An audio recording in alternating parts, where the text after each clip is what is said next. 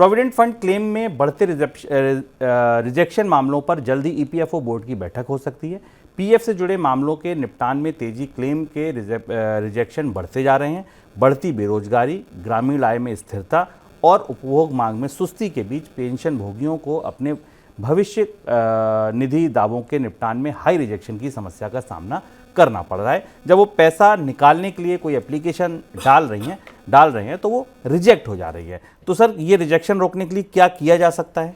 ये ईपीएफओ में बड़ी समस्या है। इस पर हम लोग एक बार मनी सेंट्रल में चर्चा भी कर चुके हैं। जो भारत में अब ईपीएफओ का रिजेक्शन रेट है वो 2019 में 22% था, वो बढ़कर अब 28% के आसपास औसत पहुंच गया है। यानी 100 में से 28 लोगों के एप्लीकेशंस रिजेक्ट हो रहे हैं। ये वो लोग हैं जो अपने फुल और फाइनल सेटलमेंट के लिए जब वो कहीं से नौकरी छोड़ते हैं या बदलते हैं और अपना पूरा पैसा ईपीएफओ से निकालना चाहते हैं तो उन्हें बहुत मामूली से या बहुत गैर जरूरी से तर्क लगाकर, कारण लगाकर उन्हें रिजेक्ट कर दिया जाता है। और इससे बहुत सारे लोग, क्योंकि हाल फिलहाल में जॉब कट्स भी बहुत सारे हुए कोविड के बाद और उसके बाद लोगों की नौकरियां भी गई, उन्हें उनके क्लेम नहीं मिल पाए। ये समस्या कोविड के बाद और ज़्यादा बढ़ी है। पिछले 3 साल में रिजेक्शन रेट बढ़े और अब पानी थोड़ा नाक के पास आ गया है और इसलिए खुद बोर्ड के सदस्यों के पास ऐसी शिकायतें पहुंचने लगी और इसलिए ईपीएफओ बोर्ड में शायद अगली बैठक में इस बात पर चर्चा होगी कि आखिर सिस्टम में रिजेक्शंस इतनी तेज़ी से क्यों बढ़ रहे हैं।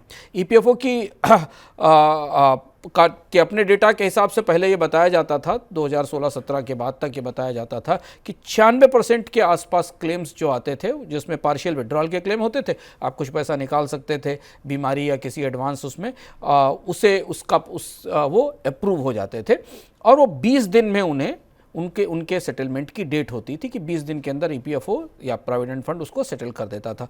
लेकिन अब ऐसा नहीं हो रहा है।